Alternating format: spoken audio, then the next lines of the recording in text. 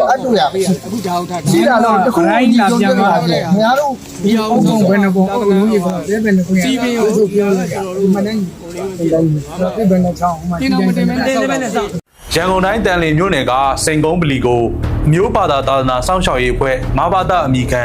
မြို့သားရေးဆရာတော်တွေကဩဂတ်လ15ရက်နေ့မှာဝင်ရောက်ချင်းချောက်ခဲ့တယ်လို့ဒေသခံတွေကပြောပါတယ်။အဆောက်အုံအသစ်ကိုခွင့်ပြုချက်မရှိဘဲဆောက်လုပ်နေတယ်ဆိုတဲ့အကြောင်းပြချက်နဲ့ဝင်ရောက်စစ်ဆေးခဲ့တာဖြစ်ပြီးချင်းချောက်ပြောဆိုသွားတာဖြစ်ပါတယ်။အဲ့ဒီထဲမှာမြို့ချစ်မြန်မာရဟန်းတော်များတမကဆရာတော်တချို့ပါဝင်ခဲ့တယ်လို့ဆိုပါတယ်။ဝင်ရောက်စစ်ဆေးတဲ့နေရာမှာပလီဘက်ကတရားဝင်စာရွက်စာတမ်းတွေတောင်းယူစစ်ဆေးတာ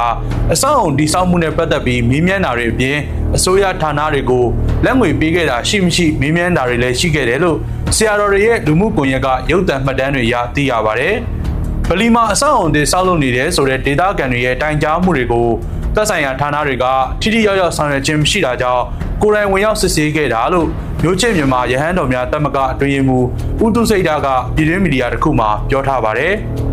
ပလီတော့လုံးဝမဟုတ်ပါဘူးဒါကတော့ကျွန်တော်တို့လက်ရှိမှာမြင်ကြားသိရတာတော့ပလီမဟုတ်ဘူးသူတို့ဒါကိုပြောမှဆိုရင်တမင်းသားဆောင်လုပ်တာပေါ့တမင်းသားဆောင်တမင်းချက်ဖို့ကျွန်တော်တို့ဥပ္ပိုလ်လိုက်ပဲကြာရင်တမင်းပဲချက်ဖို့တော့ဆောင်လုပ်တာပါဒါကတော့ကိုယ်သူတို့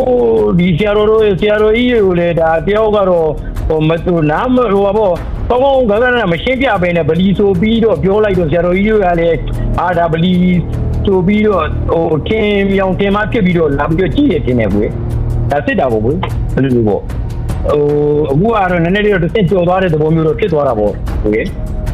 အဆောက်အုံဒီဆောက်ခွင့်နဲ့ပတ်သက်ပြီးသက်ဆိုင်ရာဥပဒေနဲ့အညီကန့်ကွက်မေးမြန်းခွင့်ရှိပေမဲ့ဘာသာရေးနဲ့လူမျိုးရေးပေါ်မုန်းတီးမှုဖြစ်စေမဲ့ပြောဆိုမှုတွေနှောက်ယှက်မှုတွေမပြုလုပ်ရဘူးလို့ဥပဒေပညာရှင်တွေကဆိုပါတယ်